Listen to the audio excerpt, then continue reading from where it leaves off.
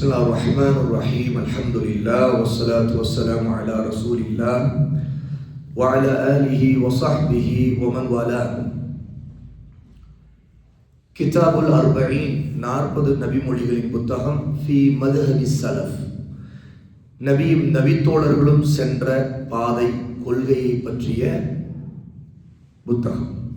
இரண்டாவது ஹதீஸ் عن سهل بن سعد رضي الله عنه قال. சஹல் இப்னு சஅத் என்கிற நபித்தோழர் ரலியல்லாஹு அன்ஹு, அல்லாஹ் அவர்களை பொருந்திக் கொள்வானாக, அவர்கள் அறிவிக்கிறார்கள். قال النبي صلى الله عليه وسلم لعلي يوم خيبر. خைபர் போரின் போது அலி ரலியல்லாஹு அன்ஹு அவர்களுக்கு அல்லாஹ்வுடைய நபி ஸல்லல்லாஹு அலைஹி வஸல்லம் அவர்கள் சொன்னார்கள், வஅதாஹு ராயா, அந்த போர்க்களத்தில் அலியை தளபதியாக ஆக்கி அவர்களுடைய கையில் போரின் கொடியை கொடுத்துவிட்டு அல்லாஹ்வின் தூதர் சொன்னார்கள், உன்ஃபுத் அலா ரிஸ்லிக ஹத்தா தன்சில பிசாஹதிஹிம், நிதானமாக நீங்கள் அவர்களின் முகாமுக்கு அருகில் செல்லுங்கள், முன்னேறி செல்லுங்கள். போர்க்களத்தில் எதிரிகள் இருக்கின்ற இடம் ஒரு இடம். அங்கே ஹைபர்ங்கிற இடத்தில் யூதர்களுக்கு எதிரான போர் நடக்கிறது. இந்த போர் மதீனாவில் இருக்கும்போது ஹிஜ்ரி 7வது ஆண்டு நடந்த போர்.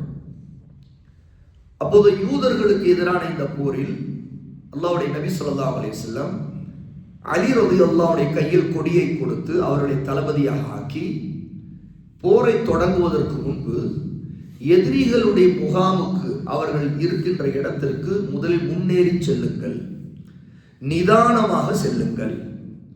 அந்த இடத்திற்கு நீங்கள் முதல் நிதானத்தை கடைபிடிங்கள். அங்கே போன உடனேயே போரை ஆரம்பித்து விடாதீர்கள். அதற்கு முன்பு சில விஷயம் இருக்கிறது.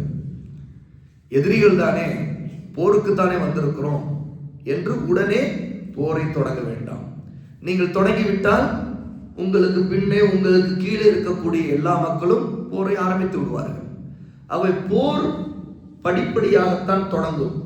அது தொடங்குவதற்கு முன்பு ஒன்று இருக்கிறது. ஆகவே நிதானமாக இதை நீங்கள் செய்யுங்கள் என்று ரசூலுல்லாஹி ஸல்லல்லாஹு அலைஹி வஸல்லம் ஒரு அறிவுரையை இங்கே சொல்ல விரும்புகிறார்கள். ஆக போரை உடனே தொடங்கக்கூடாது. நீங்கள் நிதானமாக அதை ஆரம்பிக்க வேண்டும், நிதானத்தை நீங்கள் கடைபிடிக்க வேண்டும் என்று சொல்லிவிட்டு, சும்ம, அதற்கு பிறகு சும்ம துஉஹும் இலல் இஸ்லாம், அந்த மக்களை நீங்கள் இஸ்லாமின் பக்கம் அழையுங்கள். வ அக்பிர்ஹும் பிமா யஜிபு அலைஹிம், அவர்கள் மீது அல்லாஹ் என்ன கடமையாக்கி இருக்கின்றான் என்பதை அவர்களுக்கு எடுத்துச் சொல்லுங்கள். ஆக நீங்கள் போரை முதலில் தொடங்கக்கூடாது, நிதானமாக இருக்க வேண்டும். அவர்களுக்கு முதலில் இஸ்லாமை எடுத்து சொல்ல வேண்டும், விளக்க வேண்டும். அப்பொழுது இஸ்லாமை ஏற்றுக்கொண்டால் அவர்களுக்கு என்னென்ன கடமைகள் இருக்கின்றன என்பதை அவர்களுக்கு தெளிவுபடுத்த வேண்டும். அது வரைக்கும் நீங்கள் போரை தொடங்கக்கூடாது. அல்லாஹ் மீது சத்தியமாக, லிஅய்யஹ்தி அல்லாஹு பிக ரஜுலன் கைருல் லக் மின் அய்யகூன லக ஹும்ருன் நஅம், அல்லாஹ் மீது சத்தியமாக, உங்கள் மூலமாக அவர்களில் ஒரே ஒருத்தருக்கு அல்லாஹ் நேர்வழி காட்டுவது உங்களுக்கு சிவந்த ஒட்டகங்கள் கிடைப்பதை விட மிகச் சிறந்தது என்று நபி ஸல்லல்லாஹு அலைஹி வஸல்லம் அலி ரலியல்லாஹு என்கிற தளபதிக்கு இந்த அறிவுரை சொல்கிறார்கள். இமாம் புகாரி ரஹிமஹுல்லாஹ் 2847வது செய்தியாக இதை பதிவு செய்கிறாங்க. சலஃபுடைய மதுஹப், அதாவது சலஃப் என்கிற சஹாபாக்களுடைய மதுஹப், பாதை, கொள்கை, அதை பற்றிய ஹதீஸ்கள்ல இங்கே இந்த ஹதீஸ் இரண்டாவது ஹதீஸாக ஷேக் அலி இப்னு யஹ்யா அல் ஹத்தாஜி குறிப்பிட காரணம், சலஃப் எப்போதுமே நேர்வழியின் பக்கம் மக்களை அழைப்பதில் தான் அதற்கு மிகவும் முன்னுரிமை கொடுத்தார்கள். எதிரிகளாக இருந்தால் கூட, எதிரிகளை எதிர்த்து போர்க்களத்தில் போய்விட்டால் கூட, அந்த எதிரிகள் கடைசி நேரத்தில் அவர்களுக்கு இஸ்லாமை சொல்லக்கூடிய ஒரு நேரத்தில் அல்லாஹ் நாடி அவருடைய உள்ளங்கள் மாறி அவர்கள் இஸ்லாமை ஏற்றுக்கொண்டு நேர்வழிக்கு வரமாட்டார்களா? அப்படி நேர்வழிக்கு அவர்கள் வந்துவிட்டால் இப்படி அழைத்தாரை ஒருவர், அந்த அழைத்தவருக்கு கூலி என்ன, அதை அவர்கள் புரிந்திருந்தார்கள். எப்படிப்பட்ட கூலி? உங்களுக்கு சிவப்பு ஒட்டகங்கள் கிடைப்பதை விட சிறந்தது. ஏன் ரசூலுல்லாஹ் ஹுமுருன் நைம் அப்படிங்கிற சிவப்பு ஒட்டகங்களை இங்கு குறிப்பிட்டார்கள்? அரபுகளுக்கு மத்தியில் செல்வங்களிலே மிகவும் அவர்கள் ஆசைப்படக்கூடிய, வைத்திருந்தால் பெருமை பேசக்கூடிய மிகச்சிறந்த செல்வம் ஒட்டகங்களிலேயே சிவப்பு ஒட்டகங்கள். பொதுவாகவே ஒட்டகங்கள் அவர்களுக்கு பெரிய செல்வமாக தெரியும், பெரிய பெருமையாக நினைப்பார்கள். ஆனால் அதிலும் சிவப்பு ஒட்டகங்கள் மிக அரிதான ரேர் பீஸ், எல்லோருக்கும் கிடைக்காது. அதை வாங்க வேண்டும் என்றால் பெரிய கோடீஸ்வரனாக இருக்கும், பெரிய கோடியாக வைத்திருக்கிறவன் தான் அந்த அரபுகளுடைய செல்வத்தில் அந்த சிவப்பு ஒட்டகங்களை வாங்க முடியும். ஒரு சிவப்பு ஒட்டகம் ஒருத்தரிடம் இருந்தாலே அவர் பெரிய கோடீஸ்வரன். ரசூலுல்லாஹ் சொல்லுகிறார், உங்கள் மூலமாக ஒரே ஒருத்தர் நேர்வழியை ஏற்றுக்கொள்வது உங்களுக்கு நிறைய சிவப்போட்டங்கள் கிடைப்பது இருக்குதே, அதை விட சிறந்தது. ஆக இந்த உலகத்தில் மனிதன் தனக்கு எதை பெரிய செல்வமாக இந்த உலக கண்ணோட்டத்தில் பார்ப்பானோ, அந்த செல்வம் அதிகமாக இருந்தால் கூட அதை விட சிறந்தது என்ன என்றால் ஒருவருக்கு நேர்வழி கிடைப்பது.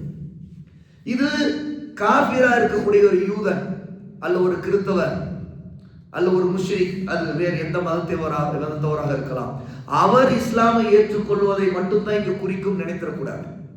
ஏன்னா இங்க அலி ரலியல்லாஹு அன்ஹு எதிரிகளா இருக்கக்கூடிய யூதர்களை அழைக்க போறாங்க.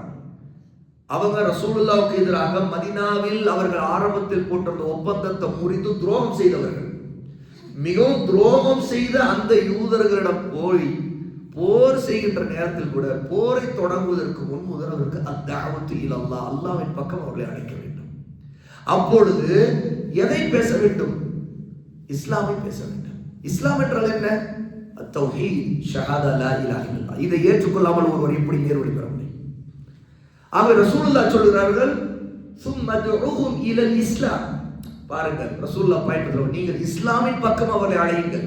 ஆக ரசூலுல்லாஹ்வுடைய கட்டளை நேர்வழிக்கு அழைப்பது என்றால் இஸ்லாமின் பக்கம் அழைப்பதுதான்.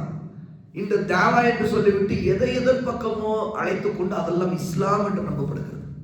அது வழிகேடாக இருக்குது, அது நேர்வழியாக இல்லை.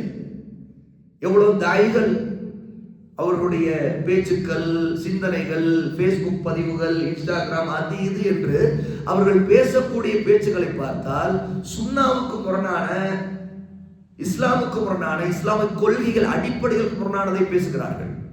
அல்லது இஸ்லாம் என்று எதை முன்னிலைப்படுத்தி பேச வேண்டுமோ அதை பேசுவதில்லை. எது முன்னிலைப்படுத்தப்பட வேண்டும்? அத்தௌஹீத், லா இலாஹ இல்லல்லாஹ், முஹம்மது ரசூலுல்லாஹ். இந்த அடிப்படை ஏற்றுக்கொள்ளாமல் எப்படி ஒருவன் இஸ்லாமை ஏற்றுக்கொண்டவனாக முடியும்? அதே மாதிரி ரசூல் ஸல்லல்லாஹு அலைஹி வஸல்லம் இன்னொன்றை சொல்றார், அவர்களுக்கு அல்லாஹ் என்ன கடமையாக்கியிருக்கானோ அந்த கடமையை எடுத்து தெளிவுபடுத்துங்கள்.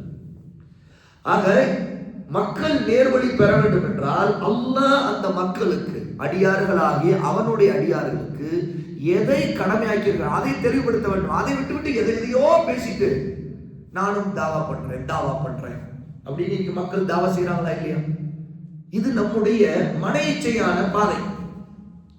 ஆனா இஸ்லாமுடைய சரியான பாதை ரசூலுல்லாஹ் தன்னுடைய தோழர்களுக்கு சொல்லிக் கொடுக்கிற பாதை. அந்த தோழர் அலி என்கிற ஒரு தளபதியா இருக்கிறவர் கூட போர் என்று உடனே வீரத்தை காட்ட வேண்டும். உன்னை கதை முடிக்கத்தான் வந்திருக்கிறேன், என்ன நடக்குது பாரு, எல்லாத்தையும் காலி பண்றோம் அப்படின்னு சொல்லிட்டு போனோட வீரவேசம் பேசி ஆரம்பிக்க வேண்டாம். அந்த வீரவேசம் அங்க தேவையில்லை. ஏன்னா நம்முடைய நோக்கம் அவனை அழிக்கணுங்கிறது இல்லை, நம்முடைய ஆசை அவனை அழிக்கணுங்கிறது இல்லை, அவன் நேர்வழி பெறணுங்கிறது தான். அதை தாண்டி அவன் நம்மை அழிக்கணும்னு இறங்கும் தான் அப்போதான் போர். அப்போ ரசூலுல்லாஹ் இந்த முதல் கட்டத்துல நிதானத்தை கடைபிடிக்க சொல்ற. அப்ப தஅவத்து இலல்லாஹ் அப்படிங்கிற அல்லாஹ்வின் பக்கம் அழைக்கிறதுல நிதானம் மிக தேவைப்படுகிறது. நம்ம உணர்ச்சி வசப்பட்டோம்னா நம்முடைய நோக்கம் அடிபட்டு போயிடும். அப்ப நிதானம் இங்கே மிக தேவை. ஆனால் 2 கட்டமாக இருக்கும். அது ஒரு லெவல் வரைக்கும் தான் நிதானம். அவனுக்கு புரிய வைக்க வேண்டும், அவன் அல்லாஹ்வுடைய நேர்வழியை புரிந்து கொள்ள வேண்டும், அதற்கு பொறுமை கடைபிடிக்கும் நிதானத்துக்கு அது ஒரு கட்டம். ஆனால் அவனுடைய வரம்பு மீறல் அதெல்லாம் முடியாது, நீ சொல்றத ஏற்றுக்க மாட்டேன், நீயா நானா பார்த்துவோம் அப்படின்னு வந்தா அதுக்கு பிறகு இஸ்லாமையும் முஸ்லீம்களையும் அழிக்கிறதுக்காக அவன் இறங்கின பிறகு நாம் அப்போது வேடிக்கை பார்க்க மாட்டோம். ஆனால் அதற்கும் சட்டங்கள் இருக்கிறது. அப்போது உணர்ச்சி வசப்படுத்தி நம்ம என்ன நினைக்கிறதெல்லாம் செய்துட்டு இருக்கிற முஸ்லிம்களுக்கு அழிவை கொண்டு வர மாட்டோம். அப்ப ஹிக்மாவை, நம்முடைய பலம் என்ன, சக்தி என்ன, இந்த போரை செய்தால் அவனுக்கு சாதகமா இல்ல நமக்கு சாதகமா, இது எல்லாம் பார்க்கப்பட வேண்டும். ஜிஹாதுங்கிறது உணர்ச்சியின் அடிப்படை செய்யறதல்ல, ஹிக்மா ஞானத்தின் அடிப்படை, அது குர்ஆன் சுன்னா அடிப்படை செய்யப்படுவது. ஆகவேதான் ஒரு வழிகேடனை அல்லாஹ்வின் பக்கம் அழைக்கும் போது கூட ஆரம்பத்தில் அவனுக்கு மென்மையாக நிதானமாக தெளிவுபடுத்த வேண்டும். ஒரு பிதத்வாதி இருப்பான், எடுத்தோடனே ஒரு பிதத்வாதி, ஒரு வழிகேடன், ஒரு தவறான பிரச்சாரம் செய்யணும், உடனே நம்ம மூர்க்கமாக அவனை அழிக்கணும் ஒழிக்கணுங்கிற கோணத்தில் இறங்கக்கூடாது. ஆனால் நிதானமாக அவனுக்கு எடுத்து சொல்ல வேண்டும். பலரை கொண்டு பல விதத்தை அவனுக்கு உணர்த்த வேண்டும். நீ போகிற பாதை தப்பு, நீ வழிகேடான பாதையை கையில் எடுத்திருக்கிற, இதை கூடி மக்களை வழிகெடுக்கிற, இந்த பாவம் எல்லாம் உனக்கு தான் வந்து சேரும். அவனுக்கு மென்மையா புரியும்படி சொல்லணும். ஆனா அவன் ஏற்கவே இல்லை, கடுமையா மூர்க்கமா அவன் தன் பிரச்சாரத்துல தன்னுடைய நோக்கத்துல குறியா இருக்கிறான் என்றால் அப்பொழுது அவனை இழிவுபடுத்த வேண்டும். அவனை சும்மா விடக்கூடாது. ஏன்னா அவன் இஸ்லாமை அழிக்கிறவன், வழிகேடன், இஸ்லாமை மக்களை கெடுக்கின்றவன். அப்போது அவனை இழிவுபடுத்துவது சலப்புடைய வழிமுறை.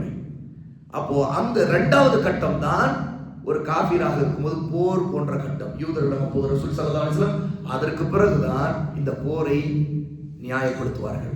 ஆகவே அலி ரலியல்லாஹுடைய சிறப்பு மிக தெரியும். ரசூல் ஸல்லல்லாஹு அலைஹி வஸல்லம் அலி ரலியல்லாஹுடைய கையில கொடியை கொடுக்கிறார்கள். அலியுடைய சிறப்பு தெரிகிறது. இரண்டாவது, நேர்வழிக்கு அழைக்கிறவருக்கு சிவப்போட்டங்கள் கிடைப்பதை போன்று கூலி இருக்கிறது என்றால் சிந்தித்து பாருங்கள், அந்த நேர்வழி பின்பற்றுபவருக்கு எவ்வளவு கூலி இருக்கும், என்ன எவ்வளவு கூலி இருக்கும். அப்போ நேர்வழியை பற்றி படிப்பது, இஸ்லாமை பற்றி படிப்பது, அல்லாஹ் விதித்த கடமையை செய்வது என்றால் அதன் பக்கம் அழைக்கிறவருக்கே வந்து சிவப்போட்டம் கிடைப்பதை சிறந்ததுன்னா அதை பின்பற்றுகிறவருக்கு எவ்வளவு கூலி இருக்கும். அந்த சிறப்பும் இந்த ஹதீஸ்ல இருக்கு. இதுதான் சலஃபுடைய மதுஹப், சலஃபுடைய பாதை. இன்ஷா அல்லாஹ் நாளை 3வது ஹதீஸை படிப்போம். அல்லாஹ் சுப்ஹானஹு வ தஆலா கற்றுக்கொண்டதை அமல் செய்யக்கூடியவர்களாக ஆக்குவான்.